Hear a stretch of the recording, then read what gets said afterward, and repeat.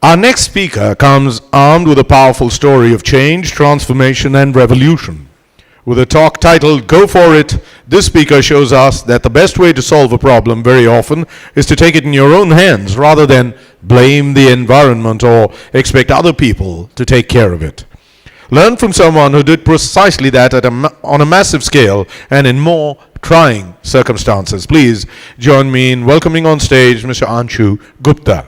This session is brought to you by DBS and Car Technologies.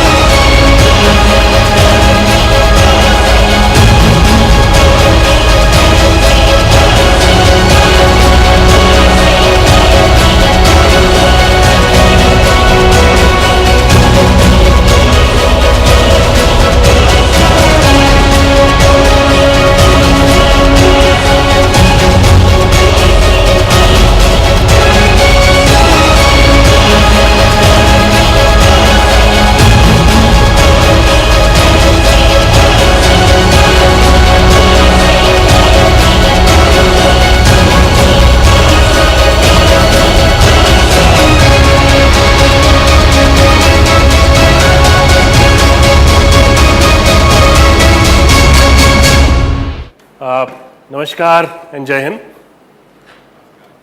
My next 45 minutes, to be honest, are going to be very disturbing, for sure, because I'm not here to talk about the magnificent airports of India, which we think is a symbol of progress of this country. I'm talking about maybe a part of real India or, in other way, reality of India somewhere. So it's going to be very disturbing. And also, to be honest, after all this beautiful profile and 18 years of this work, when we have about 600 people, 12 offices, we deal with about 3,000 tons of material now annually, best possible awards, recognitions in the world and in India. I mean, the fact remains that when I sleep and I just put my hand here before sleeping, and ask myself honestly that I want to see those 100 faces where the life is changed.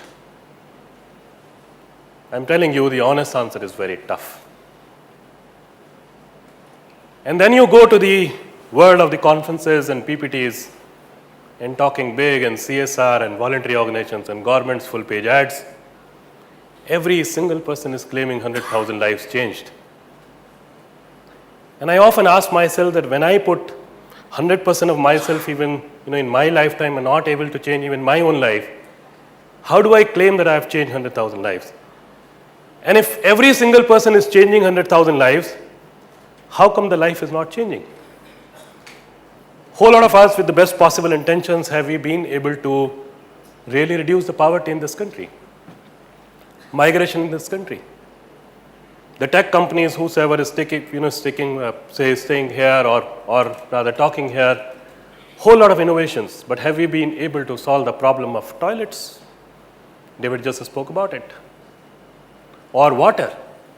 In Maharashtra, some people committed suicide last year. The entire country was worried that people are committing suicide. There is doubt. And I asked people that study the data of last 20, 30 years, the biggest reason of migration is water. Whole lot of people migrate from the villages just because of water.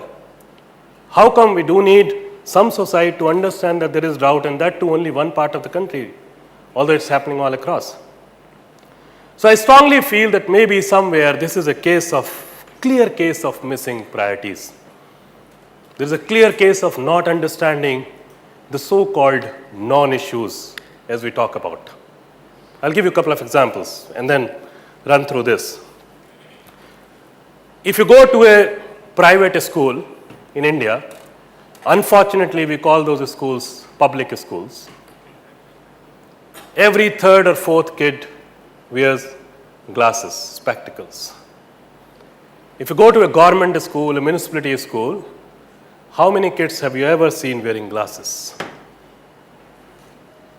Although the chances of their eyes being weak is much more because of nutrition and the kind of places these kids study or stay. So my question to the larger world, education is hampering because the teacher-student ratio is wrong, education policy is wrong, or we don't have infrastructure, or education is also hampering because millions and millions of kids cannot see. If you talk about Gunj, our stories are very emotional. We are hardcore logistics people. We move about 3,000 tons of material from the wealthiest cities to the remotest part of the country in 22 states. In the last 17, 18 years of work, I have never seen any truck driver wearing glasses. We all know how vulnerable are the trucks and the places where these drivers sit. Heat, dust, whatnot. So the accidents are happening because a dog comes on the road, as we often talk about Indian roads, or these roads are full of corruption and whatnot, or accidents are also happening because the driver cannot see. So I strongly feel that the way the kid cannot see, the way the truck driver cannot see, whole lot of us with best possible resources and intentions are not able to see. We are still working on those mundane issues. We are still working in terms of solve a problem with our own eyes. We see through our own lenses instead of seeing through the lenses of the people for whom we want to work. So there are a lot of things which we want to challenge. And we say that there is something wrong in general thinking, and it's not about vocabulary, it's about the perceptions. So I run this a small series on my Facebook because as you saw, I just love to write, and this is like photography, just to break certain myths. English you can read yourself, Hindi I will read because that's what I love. मैं बांटता रहा प्रसाद मंदिर के भीतर और बाहर कोई गरीब भूख से मर गया.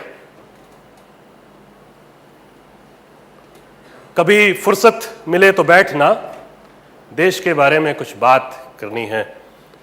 If you see all these pictures in my presentation today, it's all of this particular era. It's all about last 10, 15 years when we were claiming to be the best in the world. Every time I go to Mumbai and go to the new airport, from the top, I still see hundreds and thousands of slums. Then you enter in a beautiful Taj Mahal. You come out, you ultimately end up in the slums again. Between two slums, we create Taj Mahals. And I often wonder that why do we have to become number one in terms of best airport in the world when we have not been able to become number one in so many and hundreds of other extremely, extremely important things. तुम जिसे कहते हो गंदा वो उनके लिए पानी है. This is the well which we had done, and we are still surprised that people were so happy because they had never seen water in their village, and this is the water they even today they drink in the Bundelkhand region of India. This is about 8 years old, Orissa picture. जब खबरें देखते हुए आंखों से आंसू बह निकले तो समझो देश बहुत बुरे दौर में है. The country is in real bad shape, and let's understand that because this is like 8 years old picture. It's not one person, thousands of this, people like this. This guy actually brings his mother like this every 15 days for the treatment in a PHC, public health center. He walks about 7, 8, 10 kilometers like old, mythological or reality story of Shravan Kumar. And that's how he really roams around. Now, I'm just trying to understand that how many PHCs in this country, which is run not by Vijay Mallya or Subrato Rai's money, but with the money which some of us really pay as honest taxpayers, how many PHCs can really take care of people like them? This is important for the TiECON. If the business plan could change the country, the business guys would have done it by now. So let's come out of this CSR funda and start claiming whatever we want. Let's start understanding that problems are not in Gurgaon and Gachibowli. Problems are much, much far away. Also, problems cannot be solved by the agenda of a particular corporate that I want to solve this problem somewhere. Let's understand the problem. We are sitting with the resources. We need to use those resources. This is a golden time for all of us to do that. We can talk about that in the Q&A session. This is your beautiful Kashmir. Whenever we talk about Kashmir, right now we are talking about terrorism for the last many, many years. But we also talk about the most beautiful Kashmir. Why I show this picture? Because this is a condition of the migrated people. Whether they come to Tamil Nadu, they are in UK, they are in USA, or in Kashmir. The migrated people all across live like this. Now, if you talk about this entire migration story, I am also a migrated person. I migrated from Dehradun to do some good mass communication study and all. My migration was by choice. 70-80% of this country, especially the financially poor people, they migrate not by choice, but by compulsion. I think the biggest problem in this country is that we all are really, really not taking care of the villages. If not my father, but my grandfather or great-grandfather was from a village somewhere. But when I earn, I never go back and put in my money in the village. And that's why we force people to live in such miserable shape all across. So I'm still not understanding that why are we spending so much of money on all kind of statues. When you say, and there are a lot of logical talks about it, that no, investors have to come, they need to see the airport, that infrastructure, blah, blah, blah. But those investors also go through the lanes of Chennai and the rural areas. So those investors know it very well that we ultimately cannot fake about it. बस चढ़ा ही रहा था एक और चादर मज़ार पर कि नज़र बाहर कांपते एक फ़कीर पर पड़ गई. This is 1991. I was a student of mass communication. Uttarakhand had a massive earthquake, and I just bunked my classes, went there. First time I understood the value of cloth. Good that David ended his session on the importance of clothing. That's our full-time work, which I'll share. So this guy, what he's wearing a jacket made out of old jute bags. Because Uttarakhand grows a lot of potato. Now to pack that potato, you need those jute bags. You can imagine the kind of patches it has. Only one thing he was asking again and again, that give me a blanket, I'll die. Give me a woolen, I'll die. And as an urban kid or student, I could understand that why this guy is insisting so much. 5:30 in the hills, the sunset happens. Suddenly I remembered that I don't have any place to stay. In those days, the relief operations never used to be so, grand the way it happens these days. I looked for a place, somehow got some space in a tent in Uttarakhand, in a place called Uttarkashi. I was offered that this is a pile of blanket, take as many as you want. I took many blankets. I spent that night almost in open, understood the value of cloth. First time in my life. You want to change the world, why don't you improve it? This is a midday meal for 400 kids of a school. People like me and you will never even allow our kids to go near this food because of maybe infection. Millions and millions of kids. I have worse picture of similar kind of midday meal even from this so-called progress state called Tamil Nadu, because after floods, we worked extensively. We are still working extensively in many, many areas.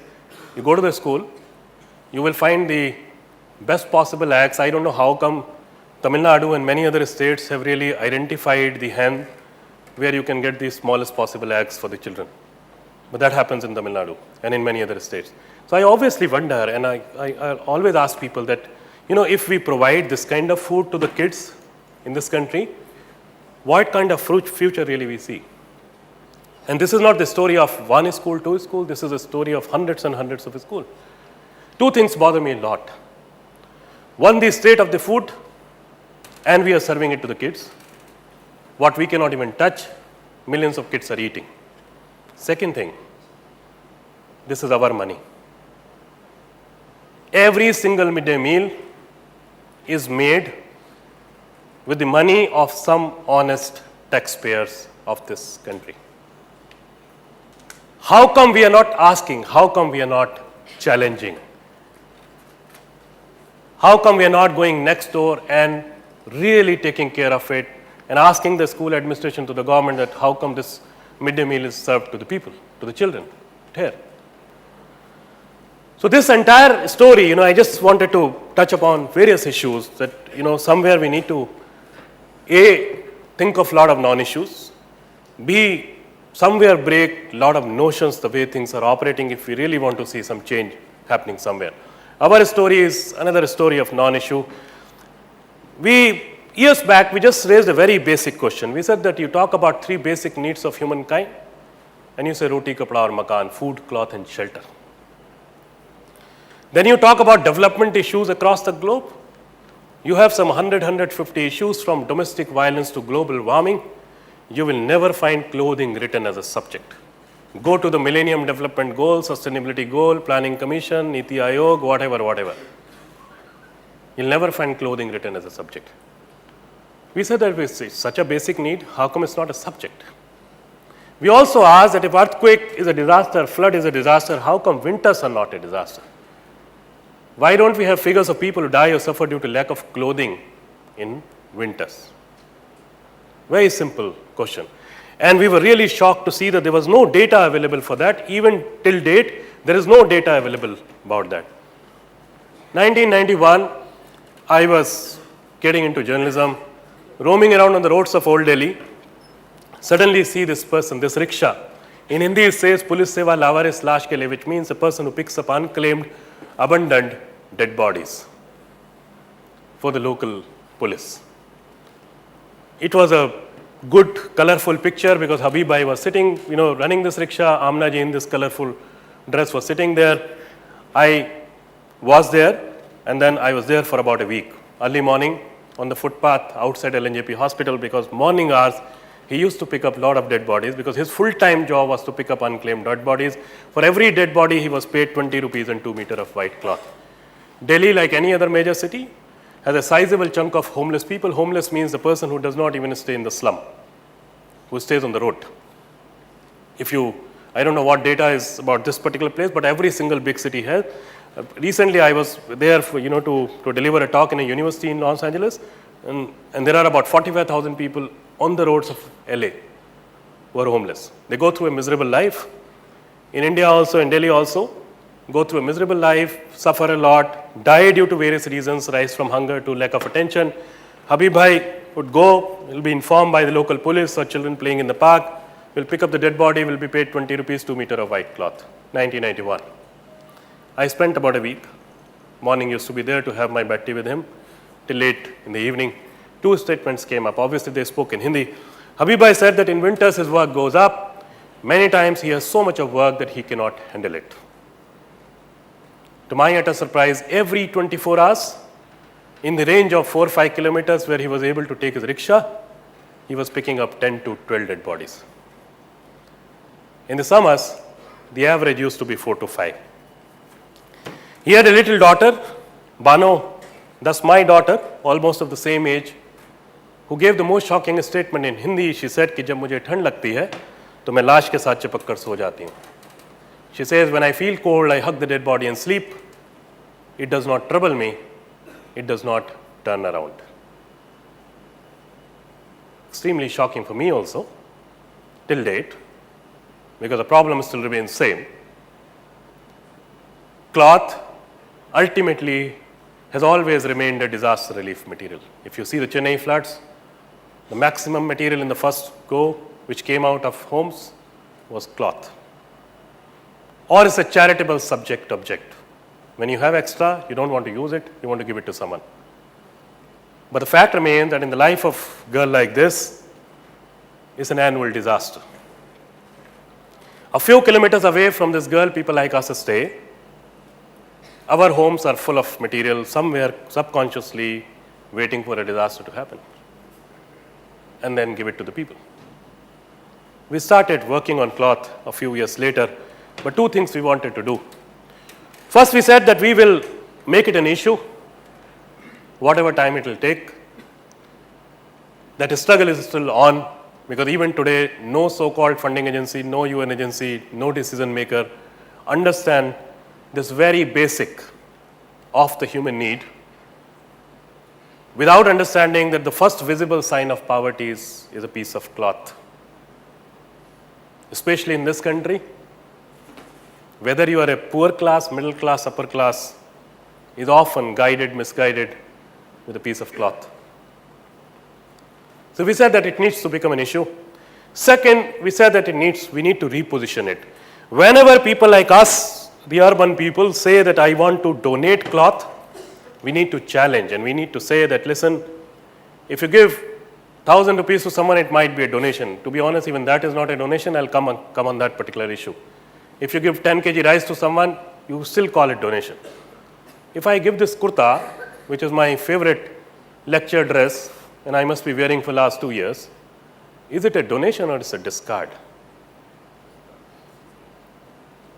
Something which I don't need, with what right do I call it donation? It is a discard. The only word you can use, not even contribution, the only word you can use is give, because that's the physical act you are doing. Otherwise, the person who is using your second-hand material is actually doing a service to us, because that person has given the second life to something on which we spent our hard-earned money. We don't do any service to him or her at all. That's the first part. The second part, we said that if you talk about village India, and it's not a Indian phenomena now, if you talk about globally, the biggest asset of village people is something called self-respect, is something called dignity. You do not find beggars in the villages. Begging is a city phenomena. So the fact remains that we have no right to give anything free as so-called donation to the people who command so much of dignity. We also challenge a theory, because often we are told that slums are the extension of the cities. We always say that if slums are the extension of the cities, how come me and you never go and stay? Slums are not the extension of the cities, slums are the extension of the villages. When you don't take care of people in villages, they end up staying in slums. Why I am saying this? Because maybe a month back, even the person who you think is a victim of charity had a very dignified life somewhere. So a very beautiful initiative came up. This is now called Cloth for Work. We do nothing. We simply motivate people to look into their own problems. Today, in parts of 22 states, including these states in a big way, people take up their own issues. They make road, they build bridges, they clean lakes, they clean ponds, they repair schools, they create Anganwadis, school structure. Instead of money, they are rewarded with cloth, utensil, footwear, all kind of second-hand material, because now it is not limited to cloth. Of our 3,000 tons material, 40-50% is cloth, other is non-clothing. Just to give you some examples, how old material can really become a currency for the development, and how it can really create a parallel economy somewhere. These are some pictures from the eastern India. In Tamil Nadu also, we have been able to revive a lot of ponds, and everywhere our currency has not been money. Our currency has been material, the so-called relief kits. Absolutely local resources. So you see sari, bedsheet and all. You see somewhere a tube, a buffalo, 100% local wisdom, local resources, local problems, local solution. This is how the roads are coming up all across. If you go on the Facebook of Goonj, you will see every day at least a story from one part of the country, because right now we're doing about 1,500 to 2,000 such activities, which are hardcore infrastructure activities. So just see this. And one very basic principle of Goonj has been, we always say in public, that anything which is lying on the road, which because of corruption of the government or the private companies or agencies or implementation agencies is not being used and is only used in papers, belong to us. So this particular pipe is one of those things out of 100 things which we really take care and fix it wherever it is possible. No JCB machine, no engineer, no technician. This is how they work, and this is what they create.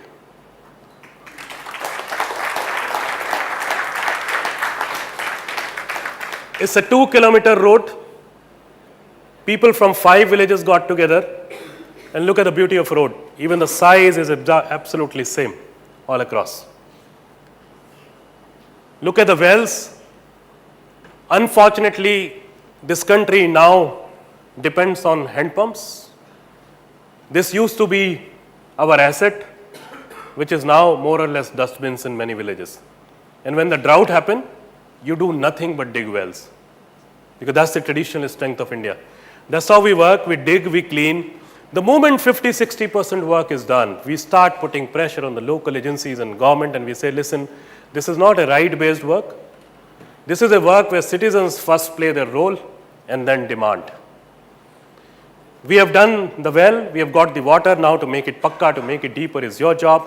And we force the government and the agencies to do that. If you see last 2 pictures, this particular well in Madhya Pradesh was even taken in a Narega, and people were paid wages for that. There are hundreds of wells which we are doing all across like this. Absolutely traditional way of cleaning, doing everything. So in a way, if you see the last picture, people are paying in a much bigger way, but in a different currency. The currency is called labor. So people whom otherwise are called beneficiary or victim or villager, all that mundane, useless, demeaning language, we don't use that. These guys are ultimately paying in a much bigger way for days of labor in a currency called labor. People are paid in a currency called material. Somewhere it is a barter between 2 new currencies called labor and material, and money is also for the logistics of it. So the budget of Gunj is about 15 crore rupees now, hardcore cash, but that's for the logistics of it, because 600 people work in 12 offices across 22 states doing all this. Sundarbans, the mangroves. First picture you see, that's how the plantation happened years back. Second picture you see how the mangroves have come up in a huge area, and people actually tell us that in the last 2-3 years, not even a single high tide has really affected the village.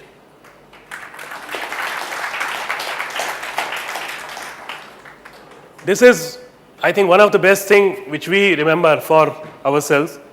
This is Kashmir, which is troubled majorly in the last 3-4 months. We cleaned up the Dal Lake, 160 boats, 300 people put together a few days of work, and they cleaned up about 100,000 square meter of Dal Lake like this. It's a tough game in Kashmir. All of us know how the law and order works there, how the attitude of people work there. But it was so beautiful to see that how people really come together to solve their own problem. The best part, 2 things.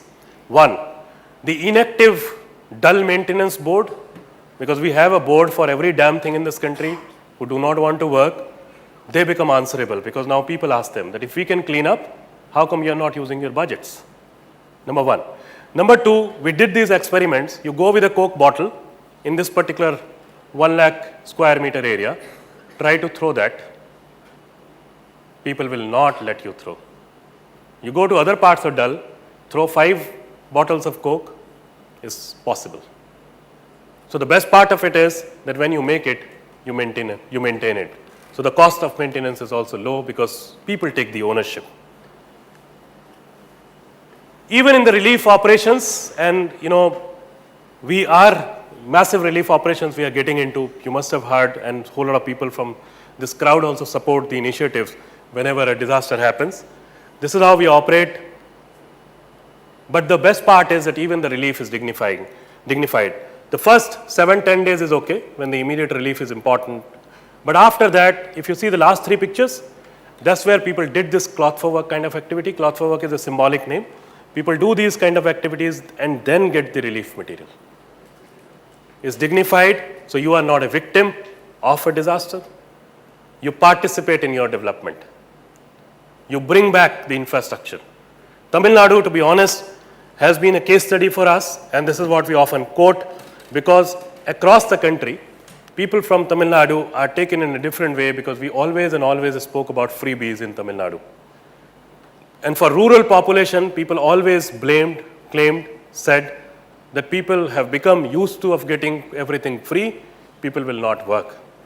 It is so humbling, it is so beautiful, it is so encouraging that every single person in the relief operations and rehabilitation operations of Gunj in 5 districts all across have actually paid back, have done hardcore work for many, many days, and then very proudly, with lot of respect, received the relief kit. Thank you. So let me just share a couple of more stories that how the second-hand material can really become a currency for a whole lot of other things. So this is an initiative called School to School. We are doing nothing again. We are just saying that you cannot treat a child as a victim of charity. So standing here, to be honest, I am going to be the biggest bottleneck in this entire scheme of free midday meal and all that. Because I don't understand the freebies. You know why? Because when I was 4 or 5 years old, first lesson which my mother taught me, and when I say my mother, you will really, remember your childhood or your present day of parenting. The first lesson which my mother taught me, that if you go to your neighbor, auntie, and she gives you biscuit or toffee, because those days the chocolate never used to be there, don't take it. Or if you take it, she taught me a lot about the gratitude and thank you and all that kind of thing. So I never understand that how come a kid who is not wearing proper cloth become the victim of the charity in this country and in this world. If you have to become Miss World or Miss India, from this stage you have to talk about so-called poor kids. Then only you get that award. The corporates often come to us, especially the retail chains, and we say blatant no to them, that they want kids on this stage because some celebrity has to give some pencil box to that kid. It is just unfortunate, and I am just fortunate that I am actually born in a good middle class family. How do we treat these kids as a victim of charity? That's my question. And tell me any place in the world where charity sustained and development happened. Tell me any place in the world. It's not about India. So how do we even think that charity can really solve problem? How do we think that on 15th August, if we distribute toffees and play with kids, it can become a CSR? It can only give you some 2 good, useless pictures for your Facebook. It will not change the country at all. And this is a big, somewhere a failure to us also. Because what we are arguing is that if we give a school kit, whatever we collect, tons of school material we collect, it goes to the rural and the slum schools. The whole idea is that can we work on the etiquette and behavior of the kid, and then it is rewarded. So we see whether the kid is coming on time or not, kid has taken a bath, kid has combed his or her hair, and then you reward it. So it becomes a reward model. To some extent we are successful, to a large extent we are a big failure, because every single other initiative in this country is absolutely into distribution mode with the kids. Free books, free notebooks, free meal, no fees. Till 5th, you don't even have to pass your exams in most of the country. So how do you really change the country? If we do not challenge all these basic, fundamental, very popular kind of schemes. So in our way, it goes as a reward. This is a small change in Anganwadi where the little, where this Anganwadi worker actually said कि पहले बच्चा आता नहीं था, अब बच्चा जाता नहीं. Now the kid does not want to go, and the only difference is those 70, 80 toys, old second-hand toys. My last issue for today. So we were working on the cloth, the non-issues. 2000, 2004, 5, we asked a very basic question again. We said that every single woman across the globe needs a piece of cloth, which is now called a sanitary pad. By that time, we understood that there is acute shortage of clothing, the distribution of clothing rather, in the rural parts, in the poorer parts, not only in India, across the globe. We said that if you do not have enough to wear, from where and how you bring this piece of cloth. In any case, for this menstrual hygiene purpose, or the menses purpose, you need a cotton cloth. Cotton is all about Fab India, which I can afford. If you talk about the poorer part of the country, how do they really manage? Can you imagine 2004-5, it's about 10 years back, if you would have gone on Google, the information god like me, you would have typed sanitary pad, sanitary napkin, any synonym. Not even a single major research was there in India, no problem statement, no solution. We were absolutely shocked because we thought that this is a country of microfinance, this is a country of self-help group, about 1 million Anganwadi. Everywhere the target is women. So thousands of us are actually interacting with millions of women every day, and we don't talk about it. We started traveling across the country to understand. And 100% whatever I'm saying, the situation is exactly same, there is no change. They use the dirtiest piece of cloth because for them it's a synonym of dirt. They wash it. They cannot dry it in sunlight because of obvious reason, the kind of clusters people live. Washing itself has become a big problem because now in the name of development, in the name of providing water, we put public taps. Public taps in the name of public convenience are always put up at a public place. So across the road, on the side of the road, you see hand pumps. So if you do not have a privacy to take a bath, how do you wash this piece of cloth? With moisture, dust, they wear it again. If you have 2 to 3 women in the family, their cycles are different, they share the same piece of cloth. Not only within the family, often it's a property of the village. In some dingy hidden corner, someone will put it. Anybody in the village wants, will take it, use it, dump it again. Millions is a very small word in India. We should even actually not use the term million in this country. Crores and crores of people, not only in India, across the globe, are actually using things like sand, ash, jute bags, rugs, rags, newspapers, rice husk, dry grass, plastic sheet, old newspaper, used sanitary pad to cow dung. Anything and everything which can stop, which can absorb, is used as a sanitary pad. We have a case where a lady used a piece of blouse which had a hook, she died of tetanus. We found a case in Tamil Nadu where a centipede entered and the lady died.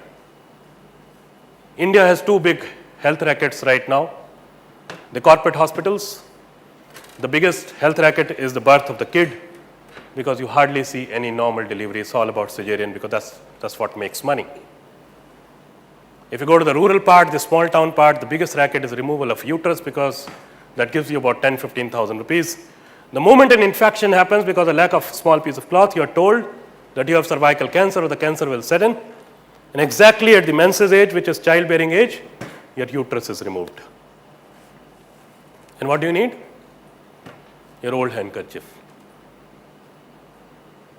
Why are we not tackling it? Because it has been a non-issue.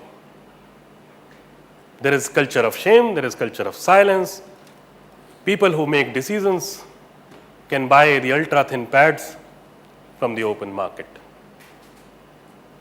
People for whom we make decisions are not a part of the dialogue in most of the development schemes.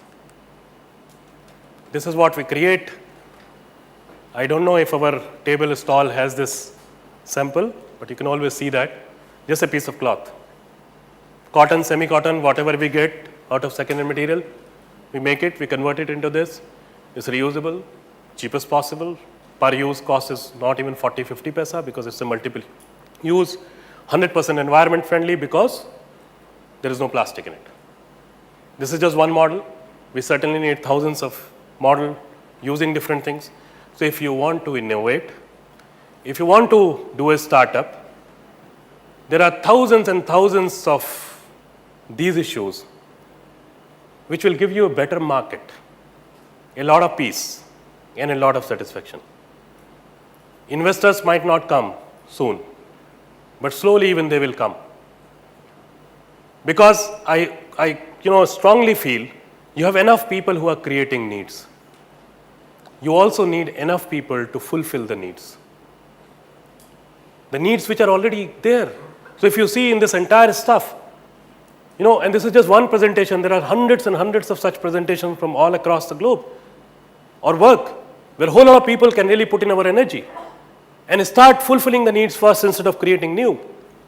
So for us, it's not a product, it is a tool. We have done a few million pads, million looks good, 50, 60 lakh, 80 lakhs, whatever we must have done. Every single pad, which is called My Pad, is a tool for us to open up the subject. We were the first people to open up in India. Now you see a lot of napkin entrepreneurs who have come up, a lot of people who are creating awareness.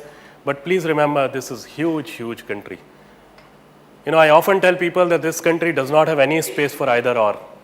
Don't even get into this business, the rather intellectual debate whether business entrepreneurship is good or social entrepreneurship is good, this model is good, that model is good. Whatever you trust, whatever you think is making sense, just jump. As the title says, just go for it. Just do it. And you have enough customers for that, enough takers for that, enough users for that, enough people who will appreciate your effort, for sure. This is what we create out of wastage. So it is basically a big employment generation activity for us. So in nutshell, for us, old material is no more a charity, which otherwise has been a worldwide phenomena. We focus on, ignore need, fill urban-rural divide. People call us one of the largest civic participation movement. We also free up meager resources because when you take care of people, people's need in terms of material, you actually free up their monetary resources. It's also about basic rights, which people are, basically becoming aware. Wisdom and local resources, it's all about local. So if you see the bridge, if you see the lake, if you see the product, every single thing is created with the help of local wisdom. There is no outside consultant or technician or engineer. And most important is, I think, it's important for all of us to tell people that what potential they have, because all of them, have that potential. Also, say 4 years back, we were chosen as one of the game-changing innovation by NASA. And a very beautiful statement came up which said that this is the genesis of a parallel economy, which is not cash-based, but trash-based. Thank you. Thank you. Thank you. Thank you. So my last pictures, which I need your participation. At Goon, we never show these kind of pictures. None of our Facebook or website you'll ever find a deprived kid, a starving kid, and asking for money. Never. But all of us have seen this kid. Face might be different. And it has become a part of our life. To be honest, somewhere it has started bothering us. And we have come up with an excuse that this guy is faking. So that's why we don't want to support. But one thing I want to ask all of you. When you see this kid, what is that first word, sentence, thought comes in your mind on this kid, on this situation? Sorry? He needs a shirt. He's hungry. Call for help. You need to speak louder so that I don't repeat and waste time. Just speak louder. All of us are very sensitive people. Whether we help this guy or not, we don't know. Although on Saptami, Ashtami in North and in many religious ceremonies, we keep looking for these guys to feed halwa puri 8th time. Not for him, but for us. That's the wrong thing, whatever we do, and we need to break all that crap somewhere. He has not taken a bath. Nice kid. Anything else you relate? Sorry? Yes. Okay. Sorry? Guilt. So hungry, bechara, lachar, not having food, asking for something. If I leave you just for 3 minutes with this picture, every single negative word in your vocabulary will come out. What do you say? Hungry, naked, bechara, lachar, asking for something. A piece of cloth changes. Cloth is just a symbol. I'm not just talking about cloth. Cloth is a symbol because we understood the need through their eyes. Very basic thing, is it not much easier for us to take that kid to the school than this kid? Because that kid is confident.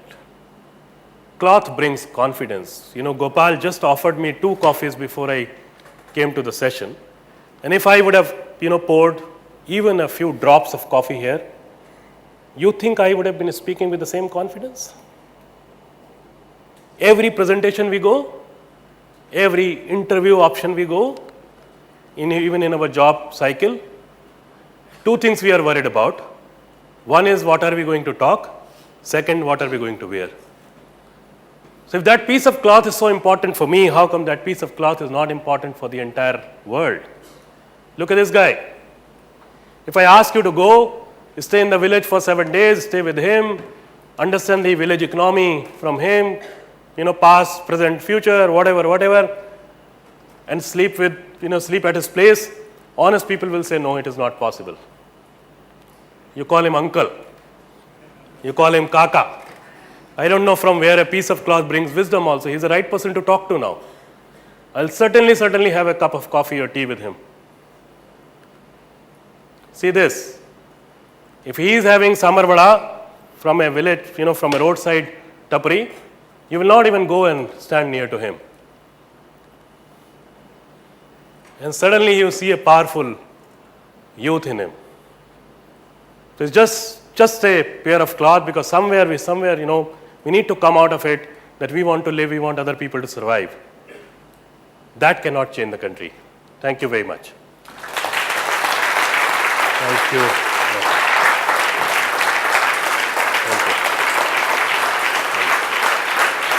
Thank you.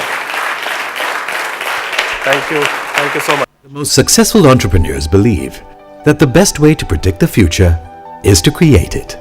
But what if you can't get it out fast enough? Introducing DBS Business Class, a mobile app that helps you grow your business and network in Asia, right at your fingertips. Discover a world where you can tap on community wisdom to build on your idea. Access business trends and market insights handpicked by industry experts. Consult business masterminds across the globe.